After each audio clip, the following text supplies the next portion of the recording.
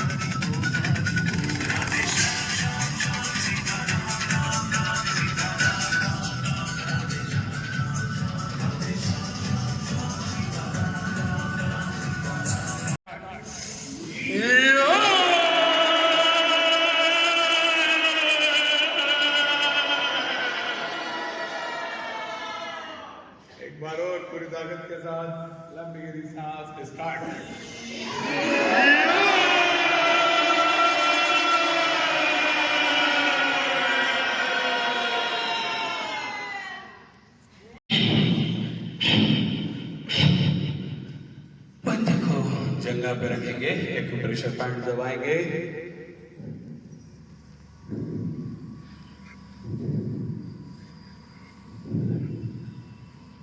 पंजों को गोल घुमाएंगे।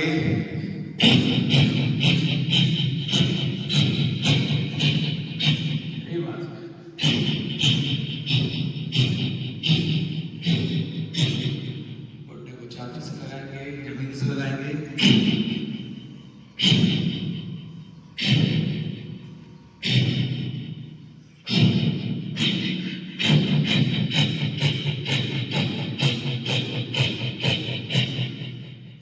जाएगा से घुटना में सबसे कोई नहीं बनाया है, गुप्ता जी, वो भी गुप्ता जी।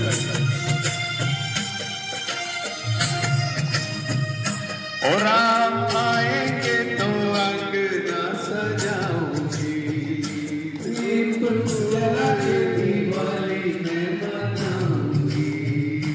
और राम आएंगे तो अंगना सजाऊंगी, जला के दिवाली में मनाऊंगी। ओ मेरे जन्मों के सारे पाप मिट जाएंगे, ओ मेरे जन्मों के सारे पाप मिट जाएंगे, राम आएंगे। ओ मेरी झोपड़ी के भाग आज खुल जाएंगे, राम आएंगे। राम से भी बड़ा राम का नाम है, जो राम का नहीं वो किसी काम का नहीं, कि वो जीवन ही किस काम का जो नाम न ले।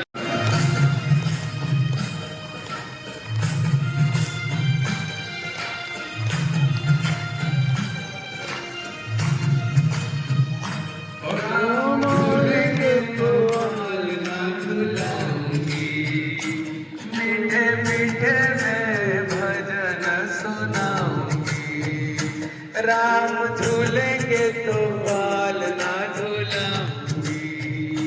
मीठे मीठे में भजन सुनाऊंगी। सबके मन में है, पर सबका मन प्रभु श्री राम जी में नहीं। इस कलयुग में सीखने को तो बहुत कुछ है, पर सीखना कोई नहीं चाहता। एक छोटी सी कहानी,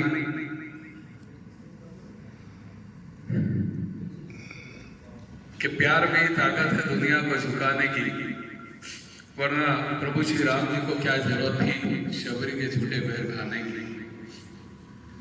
एक छोटी सी कहानी एक पुराने समय की एक राजा की कहानी है। बहुत ईमानदार राजा होता है और बहुत प्रभु की बहुत भक्ति करता है। हमारे श्री राम जी का बहुत बड़ा भक्त रहता है, उनकी बहुत भक्ति करता है, उनकी बहुत आराधना करता है, ईमानदारी से अपना राज्य चलाता है और बहुत अच्छा उसका प्रशासन शासन बहुत अच्छा रहता है। सब जगह समृद्धि रहती है, सुख सुविधाएं रहती है, उसके राज्य में सब कुछ बहुत अच्छा रहता है। राम जी की कृपा रहती है क्योंकि राम जी का बहुत बड़ा भक्त रहता है, राम जी की रोज पूजा आराधना करता है। एक दिन उस राजा की भक्ति से हमारे प्रभु श्री राम जी प्रसन्न होते हैं और उसे दर्शन देना आते हैं।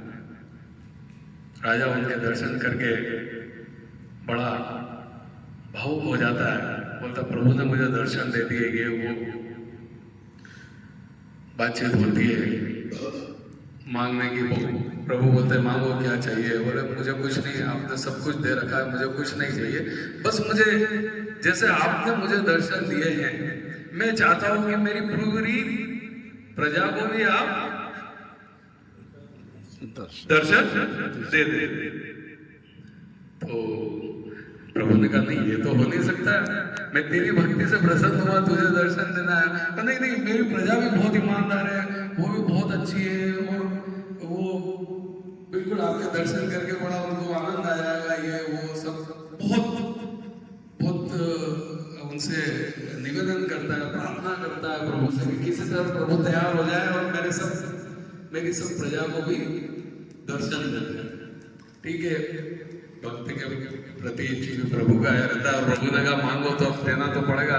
तो मैं चल ठीक है, कल एक काम करना, वो सामने जो पहाड़ी दिख रही है बहुत दूर एक पहाड़ी होती है, वहां पे सब प्रजा को लेकर तुम्हारी आ जाना, मैं वहीं पर सबको दर्शन दूंगा। ठीक है, साहब अनाउंसमेंट करवा देते हैं पूरे नगर में कि भैया कल सबको प्रभु श्री राम जी के दर्शन होंगे, उस टेकरी पे सुबह 7 बजे सबको पहुंचना है और सबको साक्षात दर्शन होंगे प्रभु के। जैसे कल मैंने कहा कि सबको यहाँ साक्षात दर्शन होंगे, वैसे ही राजा ने अनाउंसमेंट करा दिया। सभी प्रजा बड़ी खुश की हुआ, चलो प्रभु के दर्शन करने का लाभ मिलेगा, ये वो सब बढ़िया मजा। सुबह सब तैयार हो गए, जल्दी से सब 6 बजे के आसपास इकट्ठे हो गए और इकट्ठे हो गए चलने लगे। आगे आगे राजा, पीछे सारी प्रजा। थोड़ा आगे चले तो जैसे ही रास्ता शुरू हुआ तो एक तांबे के सिक्कों का बहुत बड़ा ढेर था, बहुत बड़ा ढेर लगा हुआ। अब बहुत सारी प्रजा तो उसको लूटने चली गई और माल मिल गया, लूटो लूटो। सब कोई अपनी थैलियां भरा, कोई राजा ने बहुत समझाया कि चलो उनको तो प्रभु के दर्शन करने चलना है, चलो। बहुत सारे लोग नहीं माने, कुछ लोगों ने राजा की बात को मान ली कि नहीं आप प्रभु के दर्शन।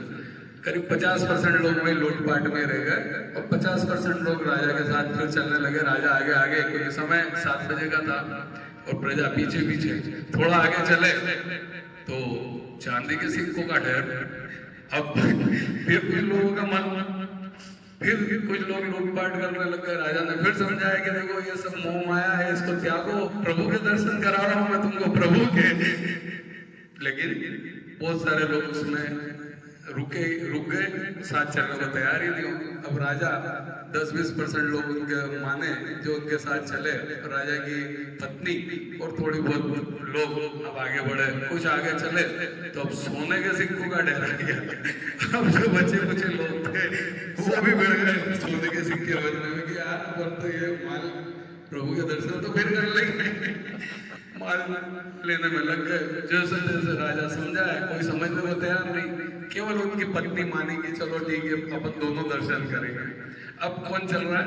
राजा और राजा की पत्नी। प्रजा तो सब लूटपाट में लग गई, मोह माया में लग गई, भौतिक सुख सुविधाओं में लग गई।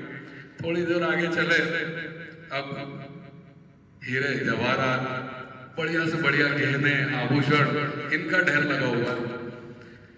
अब राजा की पत्नी रानी, उसका भी मन वो होने लगा, वो भी आखिरकार वहीं रुक गई और राजा अकेला टेकरी पर पहुंचा। तो प्रभु ने कहा, कहाँ है तेरी प्रजा जिसको दर्शन दिलवाना था तुझे? सब मोह माया में लग गए, किसी को आपके दर्शन करने की नहीं पड़ी है क्या? तो छोटी सी कहानी का शरीर वज्र के समान है, अब में कभी ऊर्जा की कमी नहीं होती, इसका क्या रहस्य है? तो हनुमान जी ने बहुत सुंदर जवाब दिया। उन्होंने कहा, मेरा बल मेरी मांसपेशियों में नहीं है, मेरा बल मेरे राम में है। और मेरे राम का अर्थ है अनुशासन और मर्यादा। हनुमान जी ने बताया कि जब प्रभु श्री राम वनवास में थे तो उन्होंने कभी भी अपनी मर्यादा नहीं तोड़ी।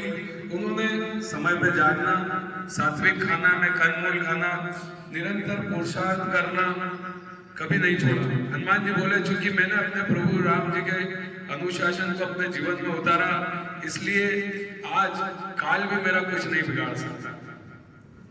हमारा शरीर ही हमारी अयोध्या है। तो मेरे प्यारे साधकों, इस कहानी का सार हमारे इस शिविर से जुड़ा हुआ है। अनुशासन ही भक्ति है। यदि आप सुबह रोज समय पर उठते हैं, 5 बजे 4 बजे जो भी अपना समय है उठ जाते हैं, तो समझिए आपने राम जी की पहली आज्ञा को मान लिया। सात्विक आहार ही प्रसाद है। जो हम खाते हैं वही हमारा विचार बनता है, जैसा अन्न वैसा मन। राम जी ने राजसी ठाट बाट छोड़े और प्राकृतिक चीजें खाई, प्राकृतिक आहार लिया, इसलिए वो मर्यादा पुरुषोत्तम बने। तो हमें भी जीवन में सात्विक आहार को लेना है। भीतर का रावण कौन है? भीतर का रावण है हमारा आलस्य, हमारी बीमारियां, हमारा अनियमित खान पान। यही आज के रावण है। योग और प्राणायाम के बाणों के द्वारा हमें इन रोग रूपी राक्षसों का संहार करना है। तो आज का संकल्प हम यही लेंगे, आज राम जन्मोत्सव पर हम केवल एक दूसरे को बधाई नहीं देंगे, बल्कि संकल्प लेंगे, जब प्रभु श्री राम हमें साक्षात दर्शन देंगे तो हम उनसे वरदान मांगेंगे कि प्रभु मुझे इतनी शक्ति दे कि मैं अगले जो हमारे 24 दिन बचे हैं उनको मर्यादा और अनुशासन से निभाऊं और मेरा शरीर निरोगी रहे ताकि मैं इस समाज की सेवा कर सकूं। तो आइए मिलकर एक साथ सभी बोलते हैं जय श्री राम। जय श्री राम। छोटी सी 4 लाइनें हैं जो आपको जगाने का प्रयास करेगी कि उठो साथियों, समय की मर्यादा को अब पहचानो। कि उठो साथियों, समय की मर्यादा को अब पहचानो। भीतर छिपी अपनी अनंत शक्तियों को तुम जानो। न आलस्य हो जीवन में, न रोगों का बसेरा हो। योग और शक्ति से ही स्वास्थ्य का नया सवेरा हो। जैसे राम ने वनवास में संयम को अपनाया था, अनुशासन के बल पर रावण को मार गिराया था, तुम भी संकल्प करो कि आज इस पावन अवसर पर विजय पाएंगे बीमारियों पर, हम परमानंद के पथ पर। बोलो सियावर रामचंद्र भगवान की। तो हम आगे हमारे प्रभु श्री राम जी, इतना है ललित जी। समुद्र है, सुख की राशि है, जिस आनंद सिंधु के कण में तीनों लोग सुखी हो जाते हैं, जो लोगों को आनंद देने वाले हैं, सुख के धाम हैं, आपके सबसे बड़े पुत्र का नाम राम है।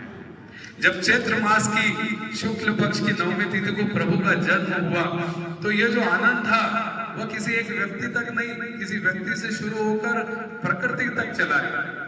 कि व्यक्तियों में तो आनंद था, लेकिन साथ साथ देखिए हमारी प्रकृति कितनी आनंदमय हुई राम जन्मोत्सव के दिन।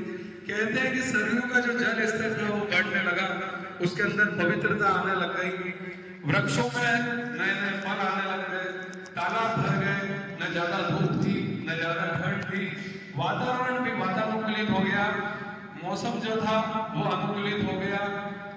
जब प्रभु श्री राम का स्वरूप जिसने पूरे संसार को प्रकाशित कर दिया कि अयोध्या में 1 महीने तक रात्रि नहीं हुई। जब प्रभु श्री राम जी का जन्म हुआ तो 1 माह तक अयोध्या में रात्रि नहीं हुई।